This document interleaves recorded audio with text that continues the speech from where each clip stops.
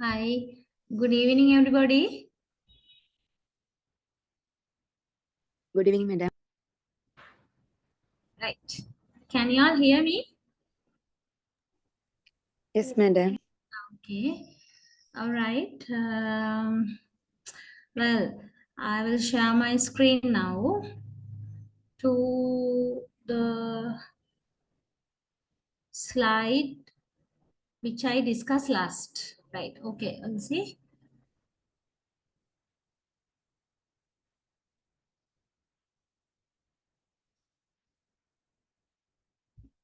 Okay. Right. I was talking about phonotactics last. Right. During the previous session, I started to talk about phonotactics, but I only started, right? I didn't go through phonetics completely. Right. So hope you all remember the areas which we discussed, which we have discussed so far, right? So now I'm not going to look back at the areas which are already completed in this session, in this lesson, and I will be starting the discussion on phonotactics, right? Okay. Then I think I briefly introduce phonotactics. What do you mean by phonotactics to you last day, right? So you have the note also with you all. You might remember something about these things or refresh your memory. Phonotactics. So what we mean by phonotactics are the restraints or constraints, right? Constraints. Now you know the meaning of the word constraints. Constraints are kind of limitations, okay, on positions and sequences of sounds. Constraints on positions and sequences of sounds in a language, in any language. Okay, now regarding the English language, we have some examples for phonotactics. And regarding the Sinhala language, regarding the Tamil language, similarly, there are certain limitations available in relation to the combination of sounds. Okay, now there are two things. Hope you notice these two words in the first line: limitations regarding the positions of sounds and sequences of sounds. Regarding the positions means for now we will look at the examples, but before that you get the idea here briefly, and basic idea you need to get clearly. Okay, talking about the positions means in the words. Okay, when we form words as well as when we pronounce words, there are certain sounds which are not normally coming. For example, in the initial position of words, and there are certain sounds which are not coming in the final position of words, maybe in the middle positions too. Okay, some sounds are there that are not normally occurring either in initial positions or end positions, mostly these two positions, right? So that is what you mean by phonotactics regarding the positions of sounds. And not only the positions, you can identify phonotactics or constraints or limitations talking about sequencing of sound. Sequencing means combinations, ordering, right? Now, we can understand it like this. In certain languages, now you have example here, okay, right? Look at this example.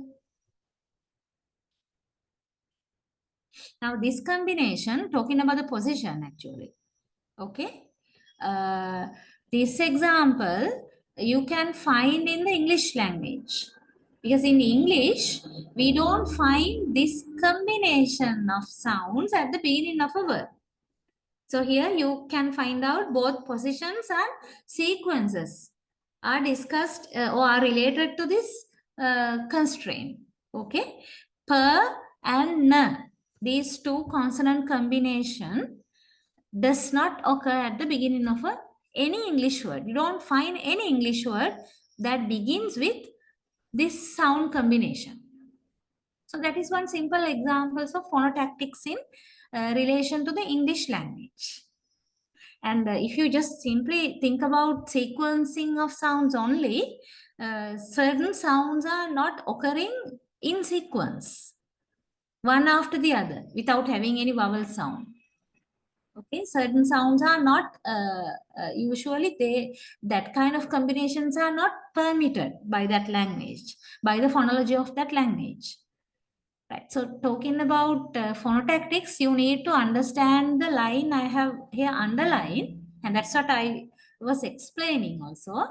Phonotactics means the limitations or restrictions or constraints that we can find or that we can see in positioning and sequencing human speech sounds in any given language. Right? Okay. Then when you talk about the phonotactics, you need to understand phonotactics are always language specific. Language specific, which means phonotactics in one language may not be available in another language as they are. Limitations of using sounds may be available in one language, but the same limitations may not be available in another language. So remember, phonotactics are language specific. That is, combinations of certain sounds may be permitted in another language which are not permitted in English. Such as this example. So in English, we don't find this combination. Right, now you can find some examples for positional constraints here. In the English language. Okay, we are taking examples from the English language. Some constraints on the positions of sounds in English. So we identify them as positional constraints. Right. Okay, so you can find this sound as the first example. And you know this consonant sound by now. This is ng. Right? We pronounce this as ng. Then when we think about the use of ng in the English language, you will never find any English word that begins with this consonant sound. Ng is never word initial. That's the meaning, right? We don't use ng at the beginning of any English word. And it is word medial only after a stressed vowel, as in anger. Okay, that is the further information about this limitation. Ng is limited in use. Why is that? Because we don't use ng at the beginning of a word. And also we use ng in the middle position of a word when a stressed vowel is following ng only. Example, anger. Anger. They are g. Anger. You have to write this word in phonetic so that you can find out very clearly what the vowels are and what the consonants are. Okay, now in this word, when you write this word in phonetics, okay, I'll write in rough.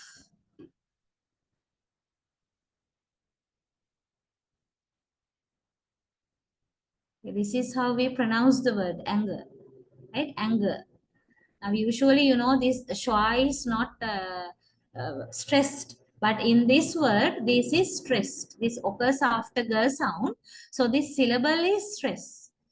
I can put the stress mark like this also, right? Then if I come back to the point, we say, now we were talking about the use of this ng. So, ng does not occur at the beginning of any English word, and it occurs in the middle of a word when the following vowel sound is stressed. So you can understand it from this example. So that is one example for English phonotactics, positional constraints. Okay, right. And there are some more examples here. We look at the first point here. In English, we find that initial consonant clusters are much more restricted than final consonant clusters. Initial consonant clusters are restricted, more restricted than final consonant clusters. In initial position, the phonotactics of English do not allow the following sequences. Look at these examples. Now you know about the consonant clusters, I hope, right? You might have some idea. Consonant clusters are consonant sounds that occur together without having any vowel sound in the middle. Okay, consonant cluster is actually the occurrence of several consonants together, one after the other, without having any vowel in the middle, right? Then our point is, in English phonotactics, we can see these consonant clusters. The ones I'm underlining now, they are in the note. I'm showing them by underlining. These consonant clusters are not normally occurring at the beginning of a word. In the initial position means at the beginning of a word, right? So these consonant clusters are not available. They are not permitted in the initial position. So that is one constraint. Per ter combination, per ner combination, ner per combination, and ter ser combination, fer ter combination. You might have some more examples, but these are enough for you to understand this example, I hope, right? So per ter means stop plus stop combination. Both are stop consonants, per and ter. And per ner means stop, per is stop consonant and ner nasal. Ner per, ner nasal plus stop. And ter ser combination, ter is a stop and ser is a fricative. And fer ter means fer is a fricative and ter is a stop. So these sort of combinations are not allowed at the beginning of English words. That is the point. In this second one. Okay. Right. The only permitted syllable initial sequences are the following, which you can find here with examples, right? So these sequences, these consonant clusters are permitted. We can use these combinations, these consonant clusters in the initial position. You can find them, I think they are clear, they are underlined also, right? Play, in the word play, per and l combination, right? That is a consonant cluster. And in price, per and r. In bleed, b and l. In break, b, r. Clean, k, l. Creek, k, r. Right. So here you can identify the characteristics of these consonants to be voiced or voiceless stop plus approximant. Right. R and l are approximants. Then the common characteristics of these consonant clusters is this: either voiced or voiceless stop, first consonant, and the second consonant is an approximant. You can find that combination in these consonant clusters I am circling now. So this is okay, right? This is permitted. Just like that, there's another type of consonant cluster which is okay, which is permitted in English. Voiceless fricative and approximant. Voiceless fricative, there are so many voiceless fricatives. F, s, t, sh, right? All are voiceless fricative consonants. And together with these consonants, if you use an approximant following l or r, then it will be f, l combination like in fly. And s, l combination like in sled. I'm not circling now, but you can find, I hope. And ta combination in tree and sh combination in shoe. Here also, these combinations are okay, right? They are accepted or permitted. And there's another consonant cluster which is accepted. S plus voiceless stop. Sir means the consonant sir occurs at the beginning and it is followed by a voiceless stop. Like per, ter, ker, they are voiceless stop. So sir and per combination, okay. Sir, ter combination, okay. Sir, ker combination, okay. Right. It's a mistake, right? Similarly, there's another combination. Sir, that means the consonant sir and nasal is following. Sir combination in snail, sneak, and sir combination in small, smile. That combination is also permitted, right? So when you talk about English phonotactics, you don't have to particularly pay your attention to the accepted combinations.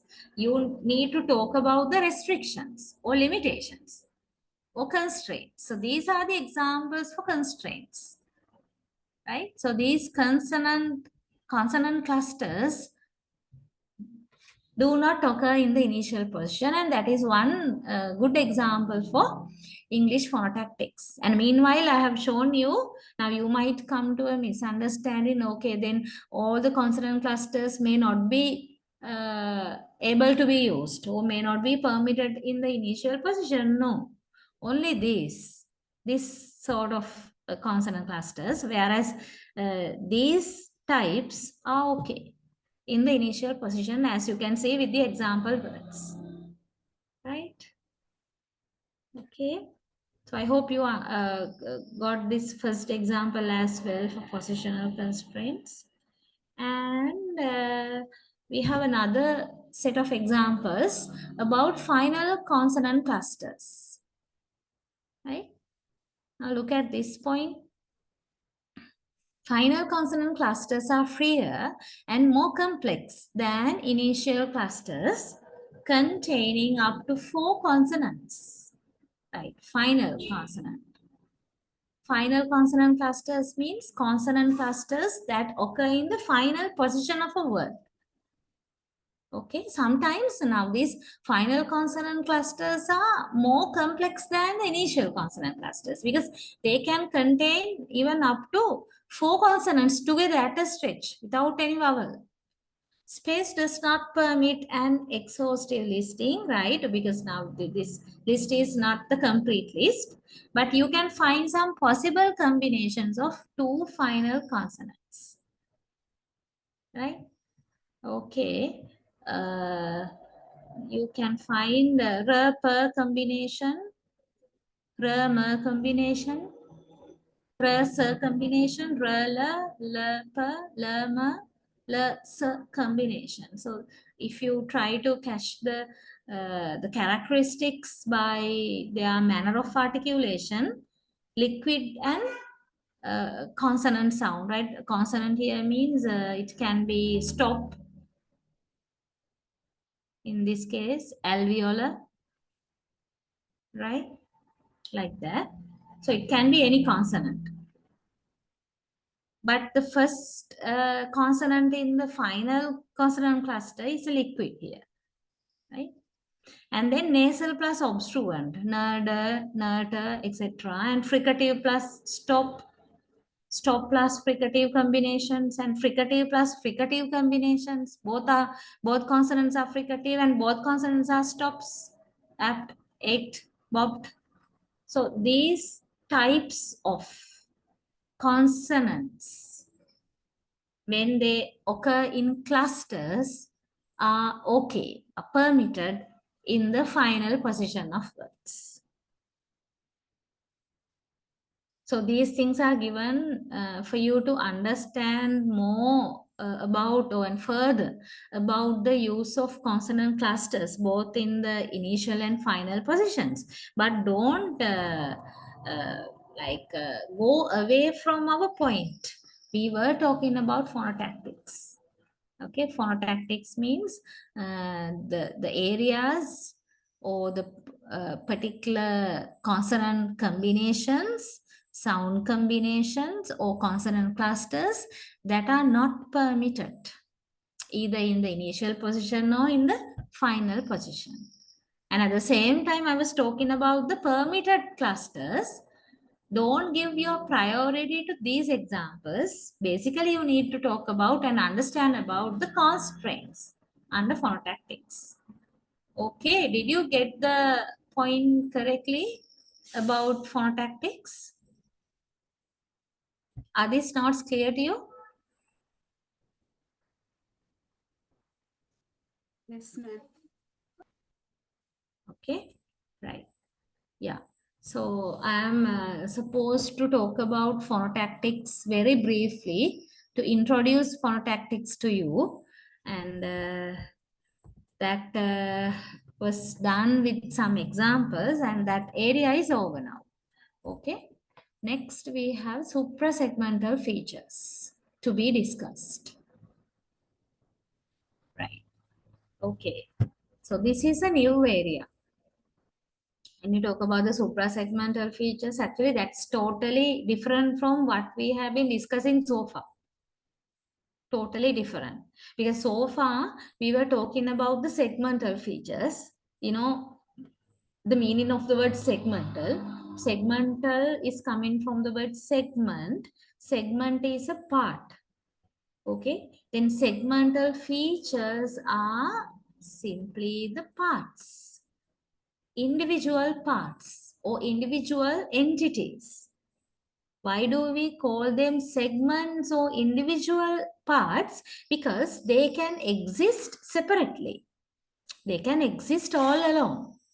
If we want, we can consider these segments one by one. If we want, we can combine them. And if we want, we can consider them one by one, which means individually. So that is the nature of segmental features. And we were talking about the segmental features earlier. Actually, what are the segmental features? Is there any one of you who can come up with an idea?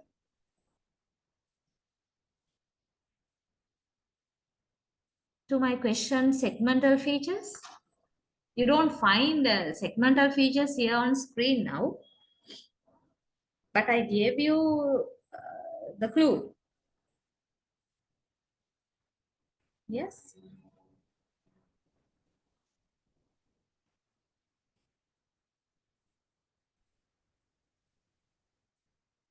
Is there anyone who has got some idea about what I asked?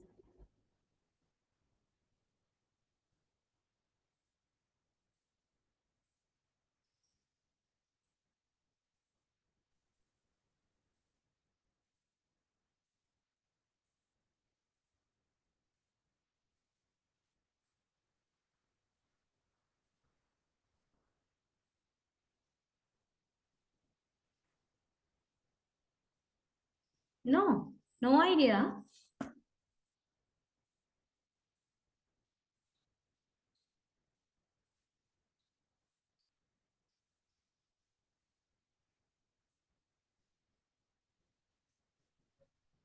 Segmental features are the vowels, consonants, or diphthongs, or semivowels because they exist separately. They exist as separate units.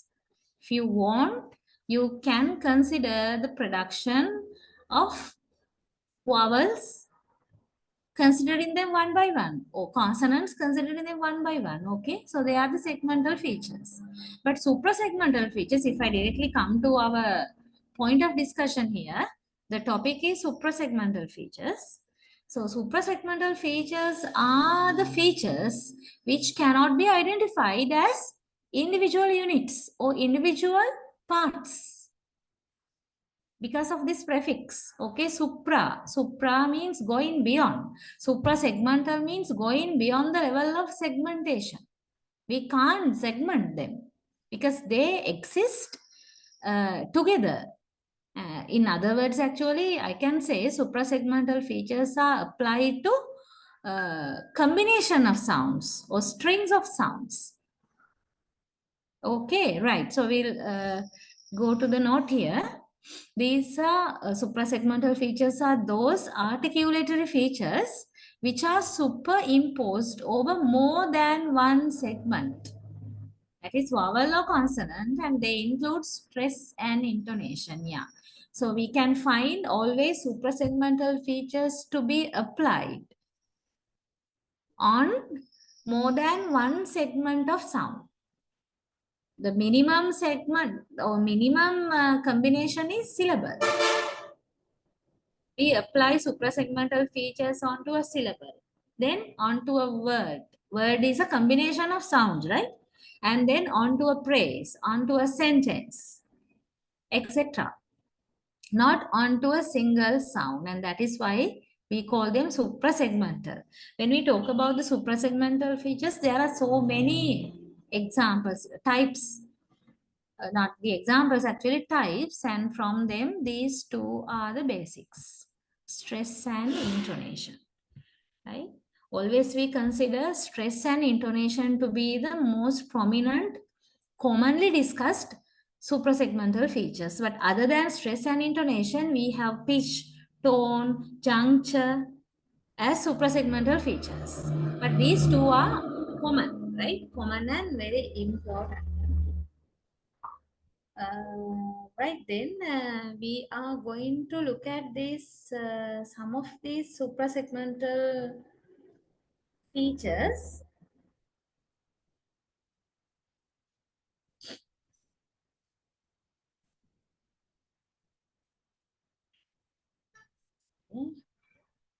Right.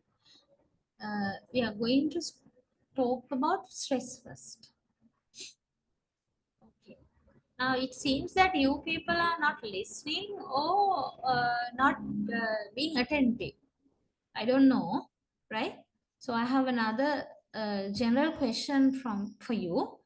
Are you aware of these two suprasegmental features, stress and intonation? Aware in the sense, my question is whether any one of you is familiar.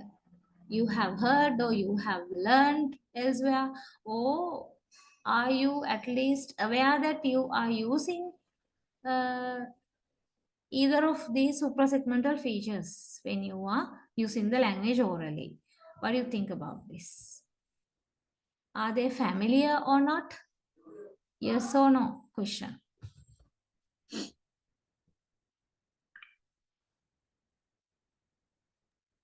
Madam. Yeah, Sumaya, I didn't hear.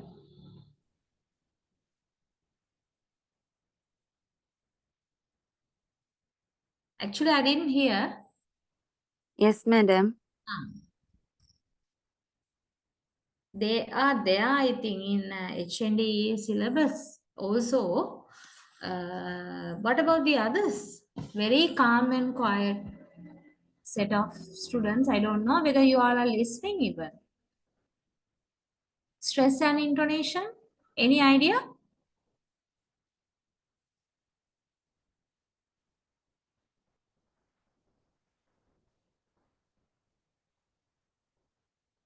Yeah.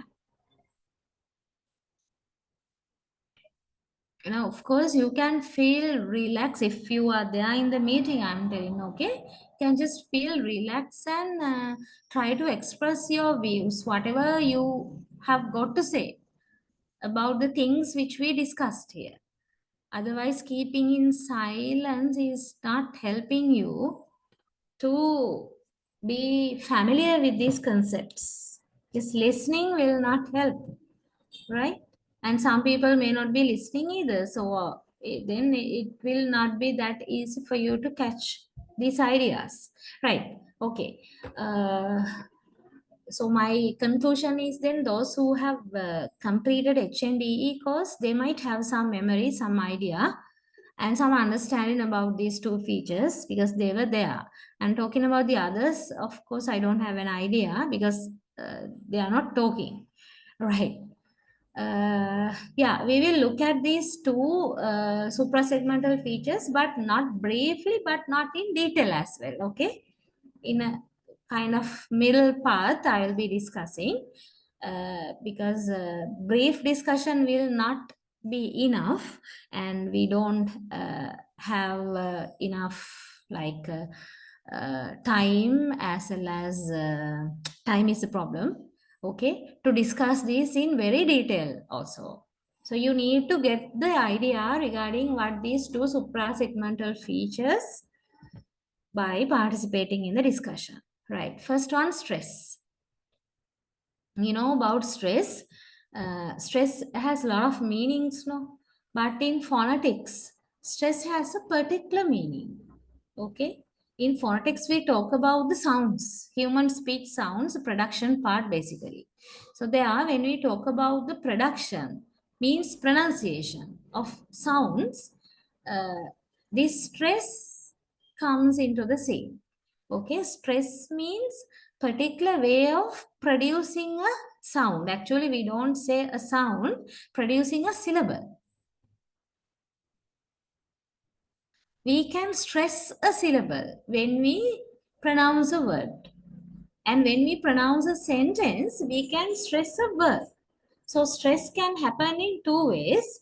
One way is we can stress a single syllable inside a word. The other way, we can stress a whole word inside a sentence. Right? So, what is stress actually? What do you mean by stress? Stressing means having a great effort when you are pronouncing something at a particular point. You might feel like emphasizing a particular syllable. Okay, you might feel like emphasizing a particular syllable, then you may be able to express a meaning, right? Express, or you will be able to emphasize your meaning, or you will be able to change your meaning. You will be able to be ironical, sarcastic, or whatever. Right? You might have some idea in your mind. So what you would do is to emphasize. Then how do you emphasize a particular syllable? By stressing it. Physically, stressing a sound or a syllable means having a great force, articulatory effort when you produce that syllable, right? Okay, so that's the idea of what stress is in the field of phonetics. And there are some more information. And what I told you is given here in this part, I think, right? So we'll go through the note also. Every word spoken in isolation has at least one stress syllable. Okay, so every word, every English word, now we are taking examples from the English language, then every English word has at least one stress syllable. Okay, in articulatory terms, stress involves a rise in air pressure, an increase in the activity of the respiratory muscles, forces more air out of the lungs during the articulation of a particular syllable. And there may also be an increase in the activity of the larynx, resulting in higher pitch. Okay, higher pitch. In acoustic terms, the stress syllable is perceived as longer, louder, and of higher pitch. So these are the physical features or characteristics of a stressed syllable. How do you identify a syllable to be stressed from the other syllables? It can have one or more of these qualities. It can be longer than the other syllables, then it is stressed. If it is louder than the other syllables, then we can hear it particularly, and that is stressed. Or it can have higher pitch, whereas the other syllables may have lower pitch. Okay. So likewise, one or more than one such qualities we can see in a stress syllable. Right. So hope you can read this part on your own again if one time reading was not enough for you to grab the idea. Right, okay. Stress is a meaningful feature of speech in respect to both words and phrases in English. Stress is very important, right? As I told you, it's a meaningful feature means we can convey different meanings by changing our stress pattern. And when we talk about the stress, there are several types there. There are several types of stress, primary stress, secondary stress, and unstressed. primary stress we consider to be the strongest stress, level 1, right? Marked by an acute accent. Now this is the mark. You can see the primary stress, how primary stress is represented in writing. Within brackets, you can find this mark, I hope, very clearly on your screen, right? And secondary stress is the level 2 stress, and that is marked by grave accent like this. And third level, level 3 stress, that is almost not stressed, unstressed. Okay. So that is marked or unmarked by a brave like this. Okay, you have an example. If you say computation, right? In isolation, only this word. Think about this word.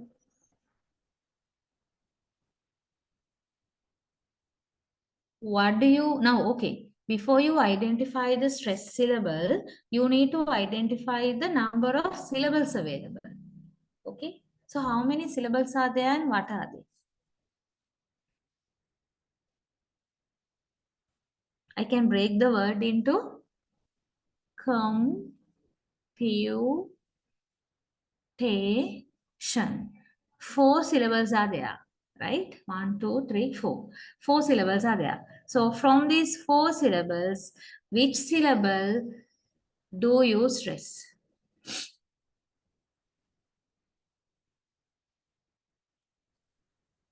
Last one, madam. Last one is shan. Do you stress shan? The If I number them 1, 2, 3, and 4. Yeah. number 1. 3. Yes. The strongest syllable is number 3, te. Right? Number 3, that receives level 1 stress, that means primary stress. But now when you think about the other syllables, although you don't stress first syllable, at the rate of you stress the third syllable, even the first syllable receives a kind of stress, right? But that is less strong than the third syllable. So likewise, don't think that now when there is a word, only one syllable is stressed. No, only one syllable is highly stressed, whereas the other syllables are also stressed, but not as strong as the other one. Okay. Now here you find the com syllable, that means the first syllable will also carry a seemingly weaker stress. What is actually happening here is superimposition of an intonational pattern, right? Now intonation we are going to discuss in the next section, called a tonic accent onto the last stress syllable. So we say that we are going to talk about intonation and also tonic syllable, okay, right? So we say that t carries primary stress and com carries secondary stress. So this is how you write the word computation with the stress marks. Secondary stress is sometimes difficult to hear, but generally it will be separated by at least one syllable. Okay, right. So you need to understand this primary stress and secondary stress rather than the unstressed or level 3 stress. When a word is given to you, right, with the question, mark the primary stress and the secondary stress. Then you should be able to do it correctly. But before you identify the stressed level 1 stress or level 2 stress, very first thing is to divide the word into its correct number of syllables. If you go wrong in identifying the syllables correctly, then you will mark the stress also wrongly. Okay. So find the number of syllables, then naturally try to pronounce it, okay? Don't try to pronounce artificially, because, we can put the stress to whatever syllable which we like. That is there. That freedom is available in any speaker of any language. If I want, I can stress number one here in computation. But what we should consider here is that we need to adhere to the general stress pattern. According to the general stress pattern, which is normally practiced by a native English speaker, third syllable receives the primary stress in computation. Computation. And the next strong stress goes to the first syllable count. So we say third syllable receives the primary stress and first syllable receives the secondary stress. According to the example I have given you, the word computation. All right. And when we talk about stress like that, here you have some generalizations. Generalizations means now you might, okay, go back to the previous slide. When I was talking about the stress like this, sometimes some of you, if you are listening to me, some of you might be thinking, okay, how difficult it is for us to remember the stress, right? Do we have to learn the stress pattern by heart? How do we try to keep all these ways in our mind? It's really difficult because, you know, we are not the native speakers of English. We all are non-native speakers and we are quite familiar with the stress patterns of our mother languages, right? But not 100% of the English language, being it a non-native language. So therefore, we have to try, we have to have an attempt to remember these stress patterns as they are not there within us. We have to try to remember. So remembering is a tough work, no? So here you have some hint.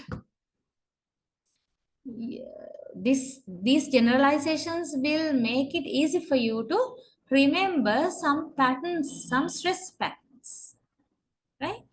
Stress can distinguish different parts of speech as in the corresponding sets of nouns and verbs. You can find there are two columns. First column nouns and second column verbs, right? So the rule is this. There are some rules there, but the generalized rule is this. If the word is a noun, usually, okay, usually there are exceptions, but the usual rule is we stress the first syllable.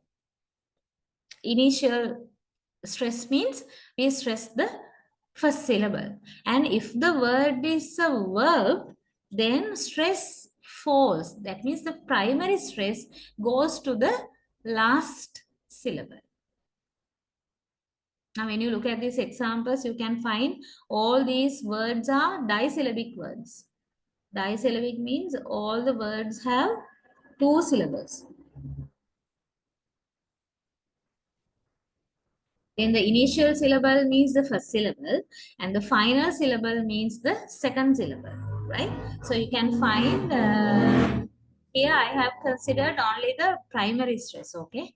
Not both primary and secondary, only the primary stress. So you can find the noun column here. The stress syllable is the first syllable, produce. And the same word we can use as verb also, then the stress placement changes from first syllable to the second syllable. So when we pronounce, so when we say the word produce as a verb, you can feel, right? Or when you pronounce, you would feel or you would hear when another person says, the latter part, that means the second syllable of the word, receives the stress. The latter part is much more weight, it has more weight than the first syllable, first part. Okay. So if you can remember it, that will help you a lot in keeping this stress behavior in your mind easily. Now, in all these examples, address, address, import, import, insult, insult, survey, survey, incline, incline, export, export. I was pronouncing both columns, right, as noun and as verb with the stress pattern. So hope you heard me. And certain words did not have the stress mark, so I was putting the stress mark also. Right. Okay. So I hope you got these generalizations clearly because these are very commonly used, right? Even when the word is a polysyllabic word, right? If it has more than two syllables, even then you can find the same pattern, right? If it is a noun, anyway, it's the initial syllable that receives the primary stress. And if it is a disyllabic or polysyllabic verb, mostly the last syllable, right? Second or last syllable, right?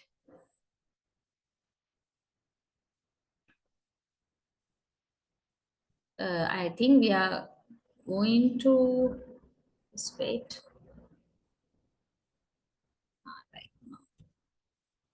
Here you have another important point talking about these stress patterns, right? Strong and weak forms. We call them full and reduced forms as well. Okay? Strong and weak forms are available with some words. Strong and weak forms means, right, strong form means the full form and weak form means the reduced form, right? So how do we pronounce? Remember, strong and weak forms or full or reduced forms, all these terms are related to the pronunciation, okay? Not anything to do with the writing, remember that, in pronunciation. Okay, so we can pronounce a word both as a full form as well as reduced form. That's the idea here. Or both as strong form or as weak form. If we pronounce a word as a strong form, that means what is happening there? We fully pronounce all the vowels there as well as the consonants. But when we pronounce a word as a weak form, that means we do not pronounce certain vowels in their full pronunciation, not in their full forms. Okay, right. So that is why they are called weak forms.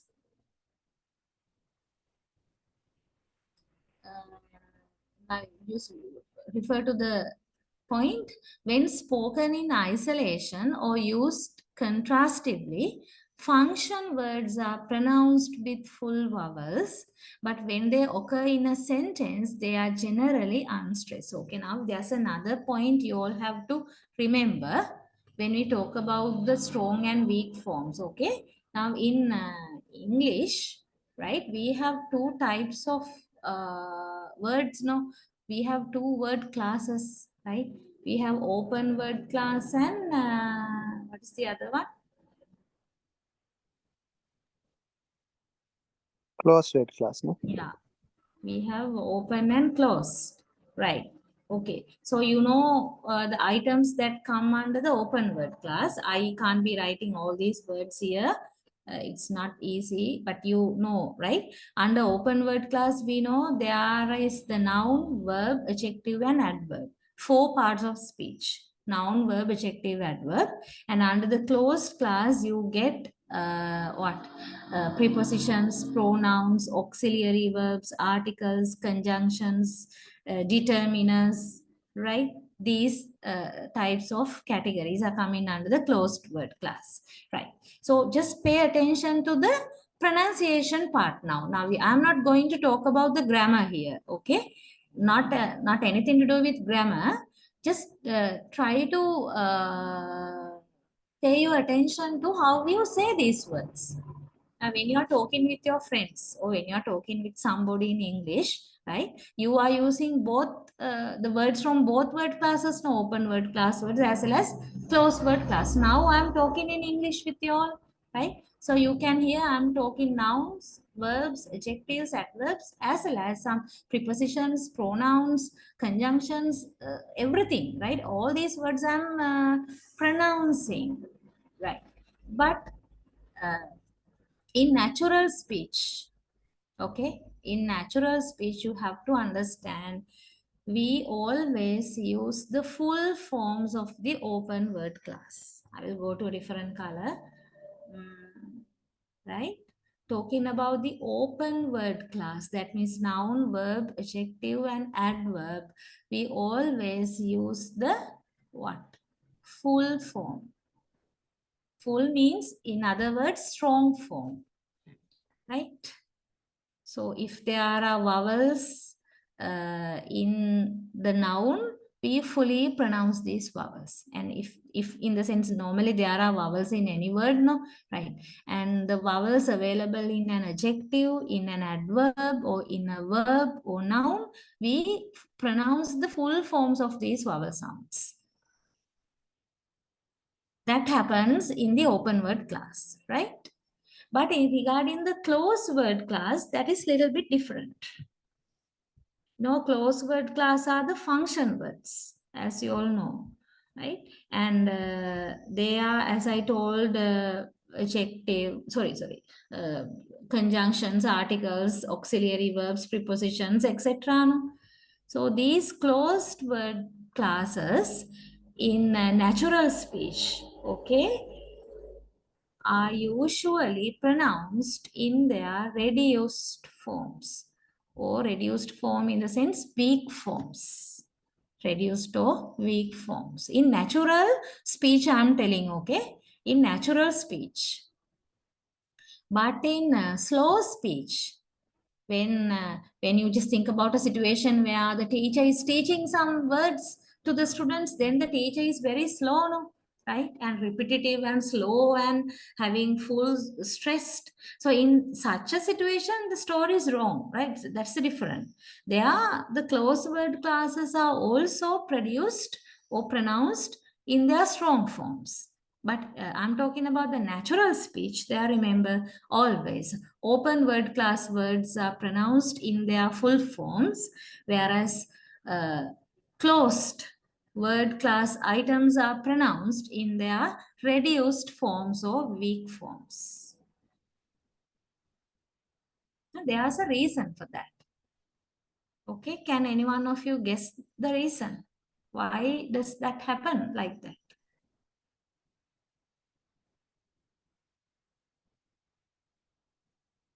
Any idea?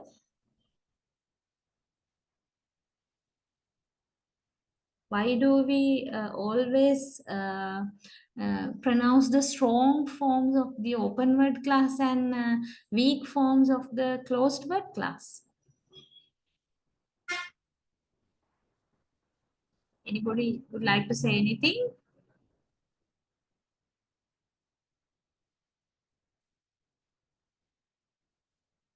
Okay, no idea, maybe. Yeah. Open word class is the major parts of speech,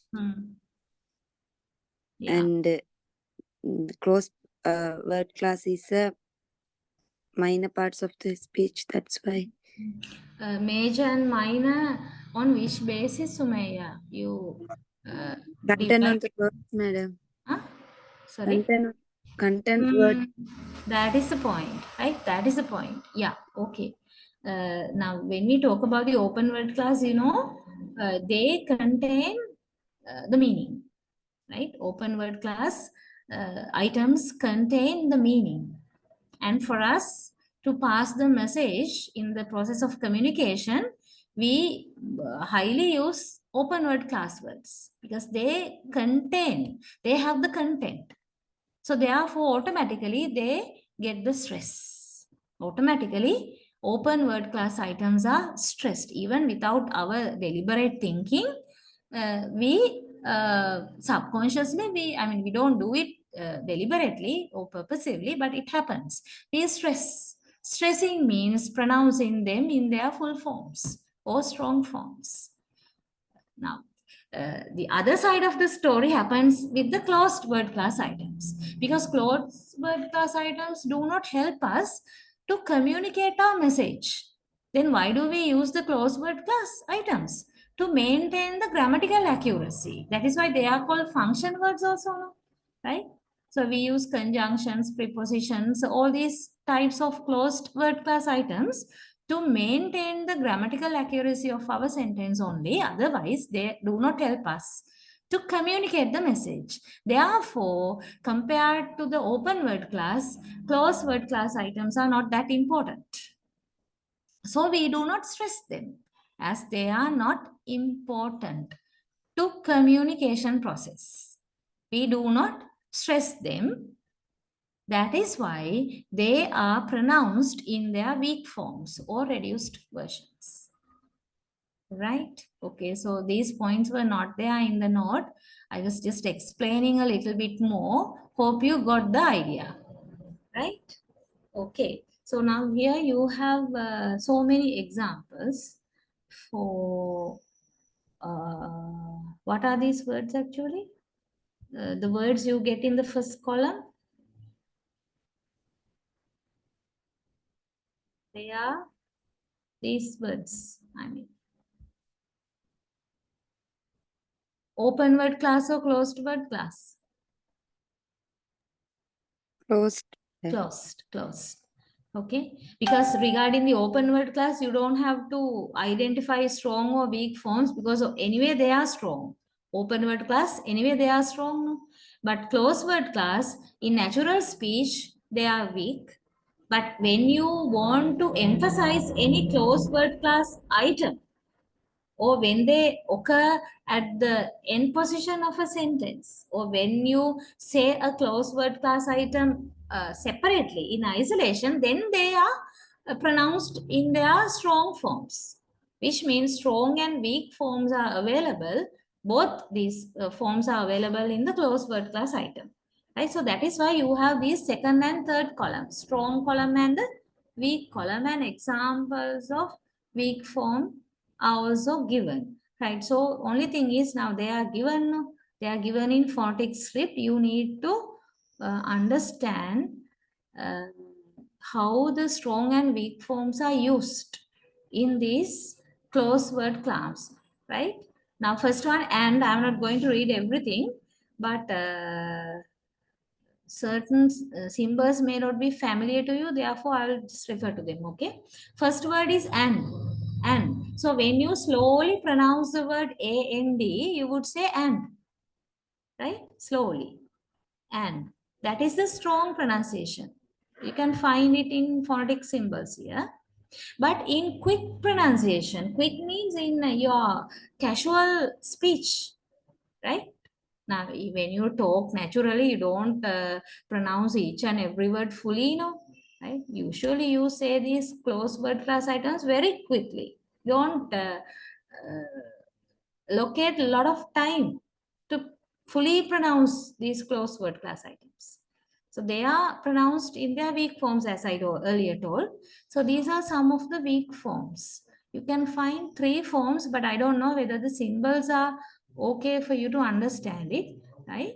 So I will write again here. First weak form is this one. There's a problem with that. Actually, this is an image I have taken from your module, as I remember. So there the symbols are a little bit different, so don't panic. This is sharp. This one sharp. And you know already, wherever schwa occurs, that syllable does not get the stress. And we pronounce this not as and is the strong pronunciation, but the weak pronunciation is and. And quickly we say and, right? And also, there's another weak pronunciation, weaker pronunciation, okay? And without final d also, without final d sound, and there's another weaker, the weakest actually pronunciation, only a sound, and is also not available. So you can find all these 3 weak pronunciations here in this column here. If they are not clear to you, please take down separately using your phonetic script. So you can say and in weak, using the weak pronunciation or using the weak form in 3 ways actually. And.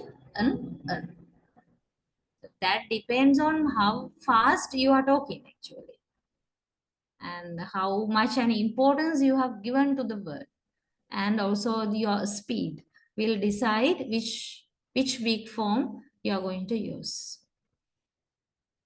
I've got to make dinner and clean up. I've got to make dinner and clean up. You can see and we don't fully pronounce. I've got to make dinner and clean up, right? Very quickly say and, right? And then two. Now, please look at this symbol, this particular symbol there. I don't believe in this symbol, okay, right? So you need to, if you have got a hard copy of the lecture materials, please replace this symbol wherever it occurs, okay? You can find this symbol. If you have a hard copy, please replace this symbol with short. Rather than replacing this, okay, better to write the weak forms again. So it will be a good practice to you, and you will remember also. Regarding strong forms, I don't think you have any problem, right? We write in phonetics as how we pronounce them strongly. To, and oo, to, and can act as could. This is could actually, right? Strong form is could, not unstressed. This, than, you, had, would, are, and them. You can find full vowels are there. Full vowel means these vowels are fully pronounced, okay, in the strong form. But when you talk about the weak form, compare the weak forms with the strong forms. The vowels I'm underlining, right, in the strong column are all replaced by schwa. This one. This is the unstressed vowel, schwa. So that is why I asked you to rewrite these weak forms using this symbol. That means using schwa instead of this underlying symbol. Okay, did you get the idea? What you are expected to do? I think my point is clear to you, okay? Okay, I'll give you 1 or 2 minutes if you want to write them.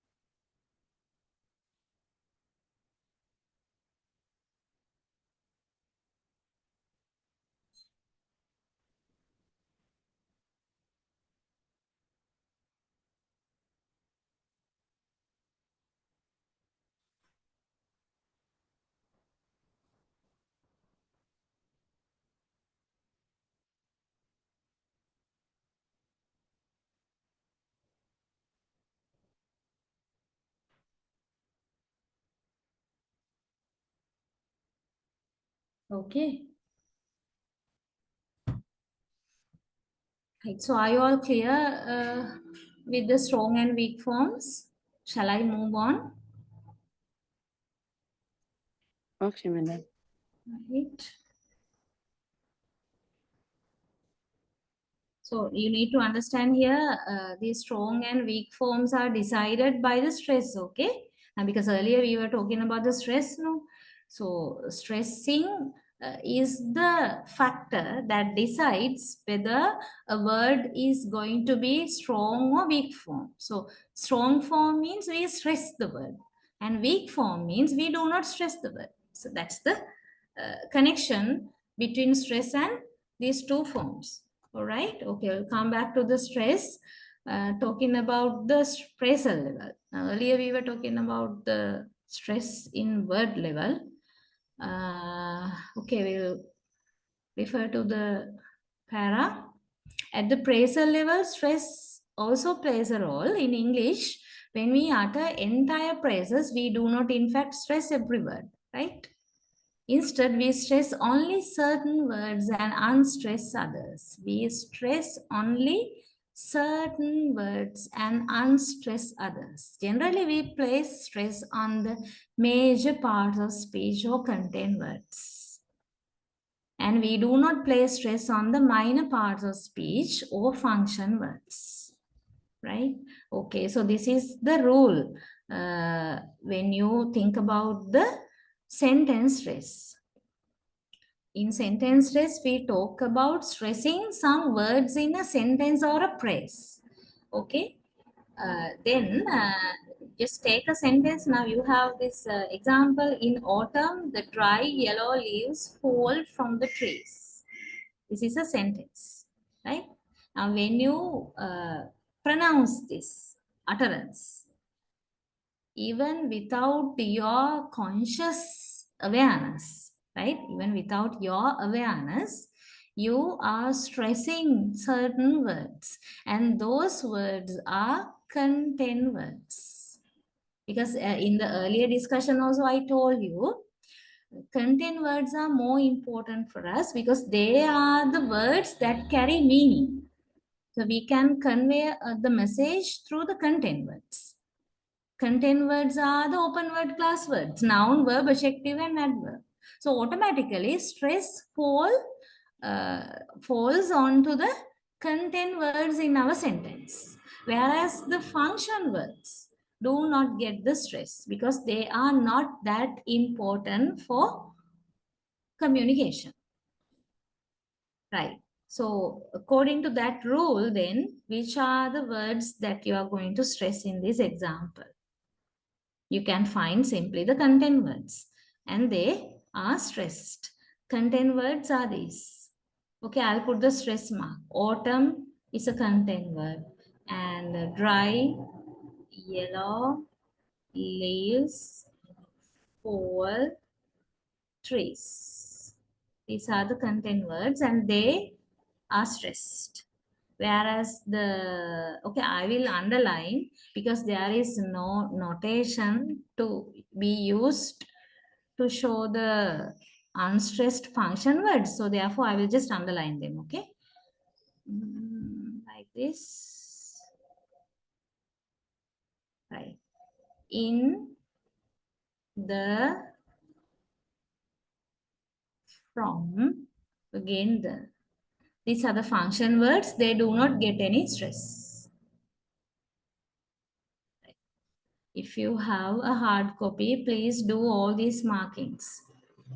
Then you don't have to worry later to remember the stuff and to understand. You will remember automatically, right? If you practically involve in marking these stress patterns, right? Okay. I have got the highlighted one as well. So I have highlighted the content words. Content words means the stressed words. Okay. I think my red and blue colored example is better than the highlighted one because here I have marked both content and function words.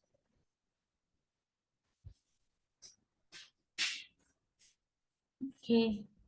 Right. Now you have a small work. I think I have given this list in your note. Mark the primary and secondary stress of the following words, right? Okay, so there are so many words. So many words are there. How many? Around 24. Yeah. Okay, right? So don't take this too serious. If you take this serious, then you might be thinking, okay, it's calmly and quietly taking long time. You will be dividing the syllables and then pronouncing. Okay, you have to pronounce. That is there, but don't take a long time to identify which should be the primary syllable, which should be the syllable that receives the primary stress and the secondary stress. Don't take a long time for each and every word, right? Quickly, just pronounce once. One time pronunciation is enough. Then, according to your common senses, right? If the word is not familiar, one, just anyway pronounce it. According to your common sense, try to put the stress marks. Okay, so you need to put the primary stress like this, primary stress, and secondary stress like this, in front of the relevant syllable. Okay, in front of the relevant syllable. Okay, I will, you don't have to, if you have a hard copy, you don't have to rewrite these words, but if you don't have a hard copy, that's a problem, but don't take a long time. Okay, at least we will do half of this list, right? As there are so many words, half of the list. First set, first and second set actually. First column and the second column, do it now. Okay, otherwise if you leave this for a homework, it will never happen. So do it now. Don't try to seek the help from any dictionaries or any websites. Then it's good, but later, right? Because it may take your time. We have so many things to discuss. Therefore, don't take a long time. Write 5-7 minutes. I'll give you. Okay.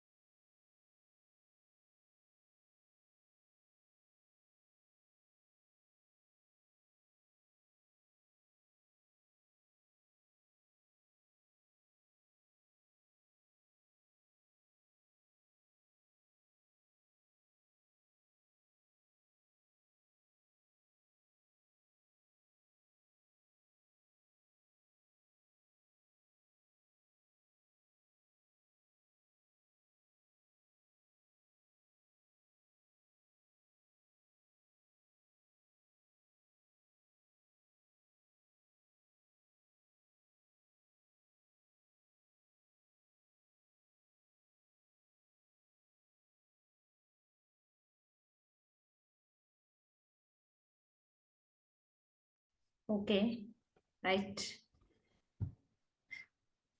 How's the progress? Have you done?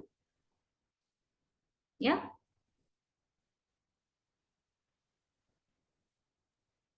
Yes, madam. All the words. No, madam. Okay, okay. Anyway, we'll just check the first two columns only, right? Okay.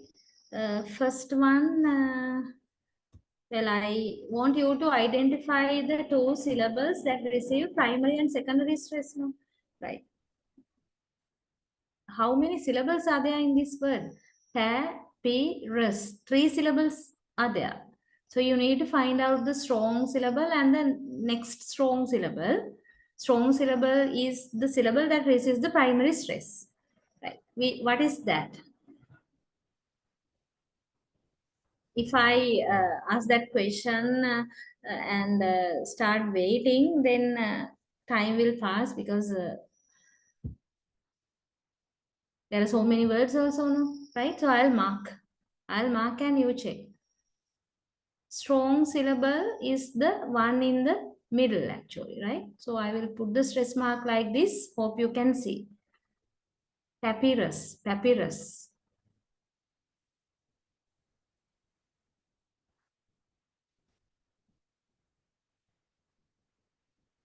Secondary syllable. Second word, feminine. Feminine, right? First syllable, primary stress, feminine. Third syllable, secondary stress. Third word, how do you say that? Millionaire, millionaire, right? Which means primary stress, secondary stress. Harmonica, primary stress, secondary stress. And the next word, pelican. Primary, secondary, geometry, geometry, primary, secondary, right? And the next word, vocabulary, vocabulary, primary, secondary, complement, primary, complement, secondary, and the next word, pedigree, primary, secondary, hypotenuse, hypotenuse, primary, secondary, and summary, primary, summary, secondary,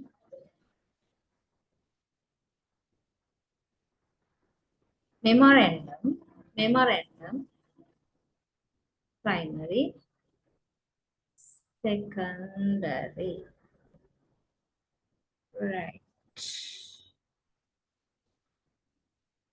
I will stop here because I need you to try the rest of the words on your own. Okay. And I asked you to do the first two columns only. So you may not have attempted to identify the stress in the other words. So I'm not going to put the stress marks on the other words. So please check these things. And as a practice, try to find out the stress of the other words. Okay, right. Well, so I'm moving then to the intonation, right?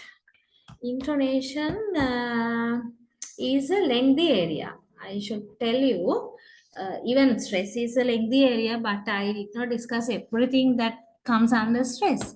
Similarly, here in intonation also, I do not want to, as I at the beginning told you, not a very detailed discussion, but I expect to tell you what you mean by intonation and how we can see intonation, the different types of intonation, and some related terms, especially tone groups and all these things, right? Okay, because you need to be familiar about these terms and concept on intonation under suprasegmental features. Okay, then yeah, intonation, just like the stress, one of the suprasegmental features, and it's not similar to stress, okay?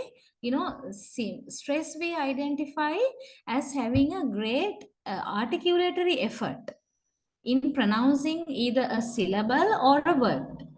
But when we talk about intonation, it's totally different, where we talk about the pitch variation. Okay, intonation refers to patterns of pitch variation in a sentence. You know about the word pitch. Pitch is the voice level. Okay, so when you express an utterance, we do not maintain the same voice level throughout the utterance. There are different voice levels available, right? You can find them 4 different levels of pitch. Pitch means the voice level. Actually, commonest levels are 3: high pitch level, middle pitch level, and low pitch level. And other than that, there is extra high pitch level also. But we don't use the extra high pitch level all the time. It's not very common. So when you take a utterance, right, when you consider an utterance, from the beginning to the end of that utterance, when you pronounce it, you change your pitch level or you change your voice level. You may involve a collection of high pitch, low pitch, and middle pitch, sometimes rarely extra high pitch as well. So one utterance means a collection of several different pitch levels. And that is what you mean by intonation, collection of different pitch levels or patterns of pitch variation inside a sentence, within a sentence or within an utterance.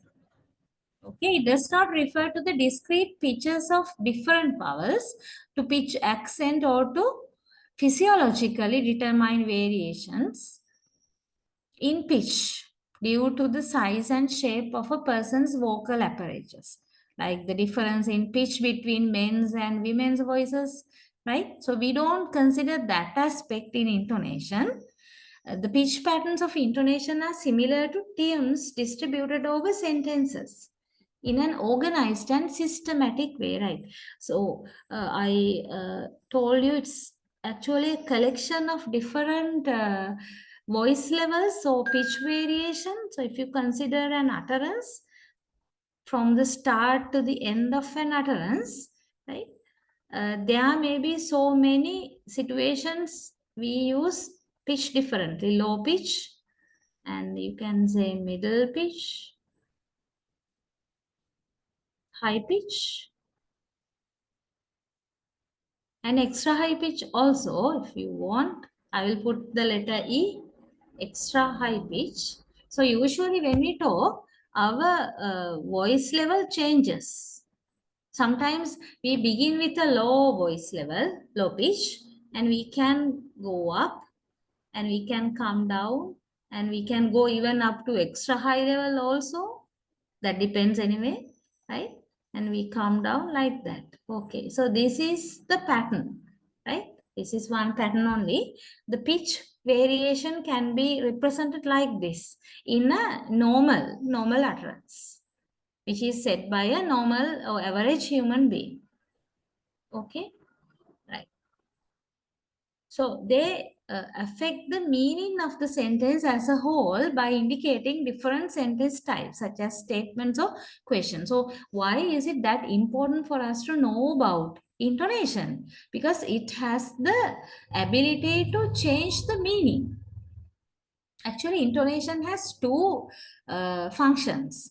One function is intonation pattern, right?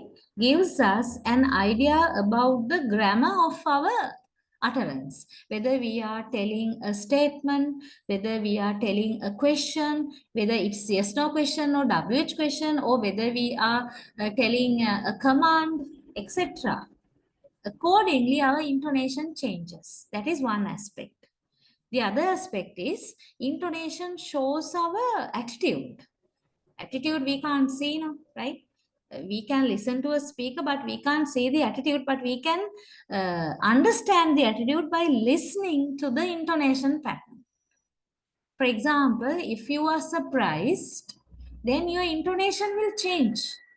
You will have a rising intonation. Okay?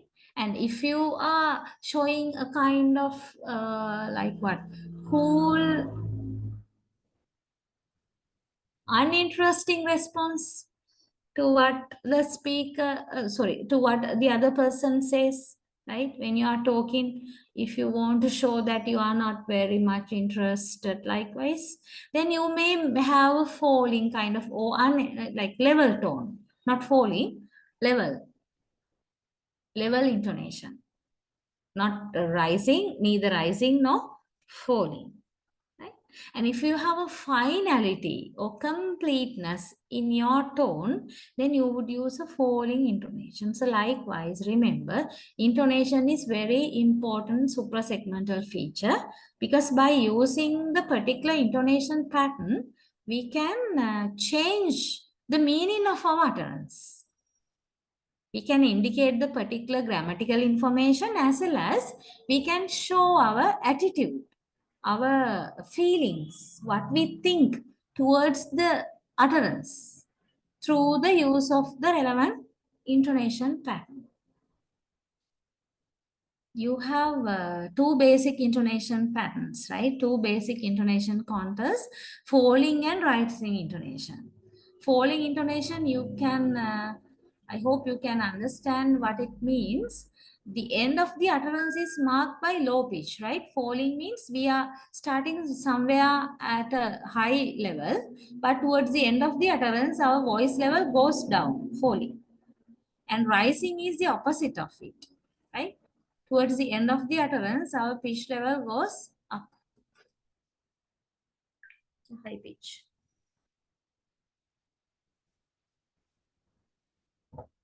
In general, a fall signals certainty or finality, while a rise signals uncertainty. So earlier I told you our intentions, our feelings, attitudes are expressed through the intonation pattern. So falling intonation pattern shows the certainty or finality. If you are sure of what you are telling, then your utterance will have falling intonation. And if you are telling something as a final thing, then also you will be using falling intonation. And you will use the rising intonation if you are not sure of what you are telling. Not sure, uncertainty. Okay, right. So falling and rising are the two major types of intonation pattern. And with that, we can have some more patterns like what you can see in this column. Pitch pattern together with the meaning, right? Long falling, short falling, long rising, short rising, rising falling, and falling rising. So if you have long falling intonation pattern, that means you have finality, conclusion, affirmation, agreement. These sort of ideas are indicated by long falling. And if you have a short falling, that means expresses an attenuated or qualified conclusion, right? Not lasting one, right? Not as strong as the long falling one. And long rising means you are asking a question and there's no final tone, that you would like to continue your conversation or dialogue with the other person. So you have long rising intonation. Short rising means it expresses some degree of reservation, no? It functions as a signal of attentiveness, continuation marker. Yes, likewise. When another person is talking, you may be like responding, telling, yes, yes, like short rising. Okay, continuation. And we have rising, falling also. First part, first half of the utterance rising, and the next half falling. So it expresses finality with the kind of emotion, with added emotion like emphasis, enthusiasm, certainty, and even annoyance. And the opposite of it, falling and rising. First half of the utterance intonation is falling, and the next half rising.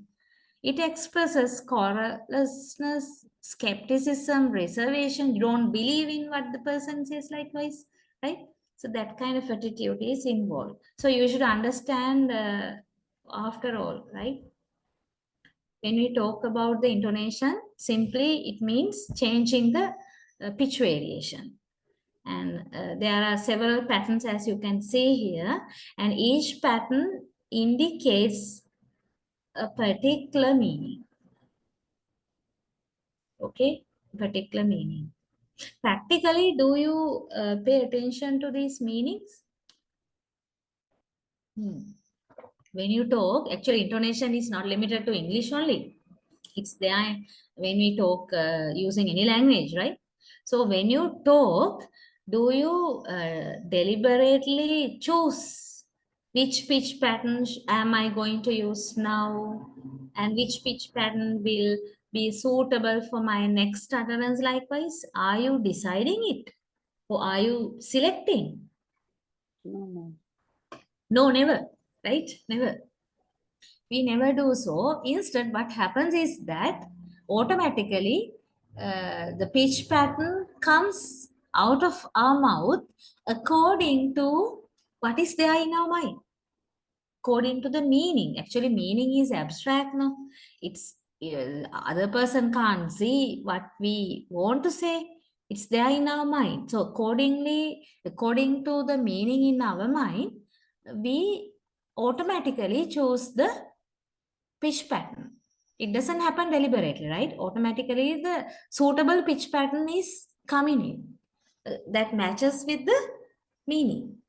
So that is what is normally happening, right? Practically happening. But in this lesson, you are going to pay your attention how it happens. Understanding how it happens. Okay, right. You have some examples, further examples here. Yeah.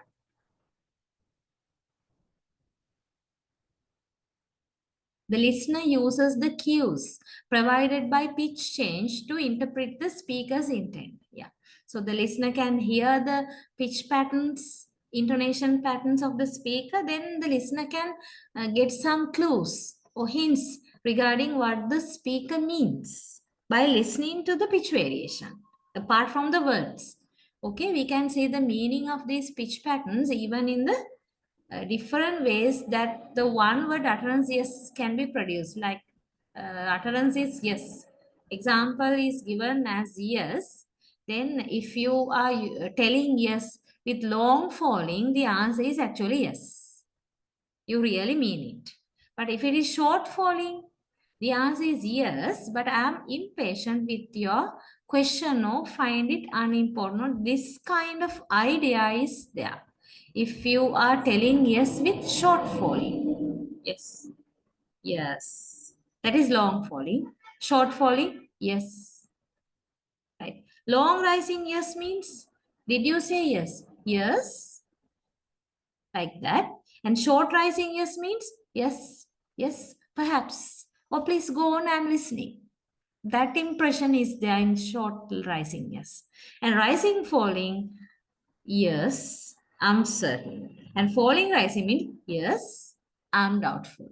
I don't know how far clearly you heard my pronunciations of yeses, but hope you got, because it's there in the table given clearly. So hope you got the idea. Okay, right. Then together with the discussion of intonation, we have tone groups. Right, tone groups. Okay, just give me 1 second. I need to go back. Yeah, we have several more areas to be discussed, but never mind. I will talk about tone groups as well today, and the next day we can continue our lesson because this goes on few more minutes, not few more minutes, and several more minutes. Therefore, somewhere in the middle of this, we will wind up our lesson today. But let me introduce tone groups to you before we wind up, right? Tone groups are very important, especially when you are talking about intonation pattern, right? Intonation, tone groups, all these things are interrelated. Well, so look at this. Then we normally speak in sequences longer than an individual word, right? Because it's very rarely we are uttering one word, no, single words. Usually we are talking using long phrases or sentences. And when we analyze intonation patterns, we need to divide longer sequences of discourse into tone groups, right? So when we speak longer sentences, we need to identify still their intonation pattern. Then to do that task easily, we can divide long sentences into tone groups, right? Tone groups are separate units, tone units actually. Separate units, and each unit or each tone group has its own intonation pattern. Tone groups are not necessarily syntactic, means they are not related to grammar, okay? Now you can find this example. Look at this example. She sat by the window in the late afternoon reading a letter. In this example, you can find two tone groups. One tone group is the first part. She sat by the window in the late afternoon. And second tone group, reading a letter. And in between the two tone groups, you can find a very slight pause also. Very slight pause. And on which basis do we identify these two as the two tone groups? Each tone group has its own intonation pattern. That's the point. Correspond to units of information. Okay, a single tone pattern continues over a particular tone group. This is what I told. Single tone pattern, that means a particular intonation pattern, continues over a particular tone group. And when we talk about sentences, usually there may be more than one tone group in a sentence. And in certain other sentences, you can find only one tone group. And in some other sentences, there may be more than one tone groups. In this example, you have two tone groups. First one and the second one. And when you talk about the tone group, the next important term is tonic syllable. Okay, tonic syllable is the syllable that shows the major shift in intonation. That means it is the tonic syllable that shows you whether your pitch level goes up or down. Major shift in intonation is that whether our voice level goes up or whether it rises or whether it falls. Usually the tonic syllable is the last stress syllable. So you don't have to try hard to find the tonic syllable. It is the last stress syllable in the tone group. So remember, each tone group should have one tonic syllable. And mostly it is going to be the last word. It expresses the information which the speaker considers new or unknown and most important. So tonic syllable is the most important syllable inside a tone group. Right, you can find in these examples, did you get the job versus did you lose your job? So there are two sentences, right? And in these two sentences, you can find first one, did you get the job? It's one tone group only, right? One tone group, and their job is the tonic syllable. Did you get the job?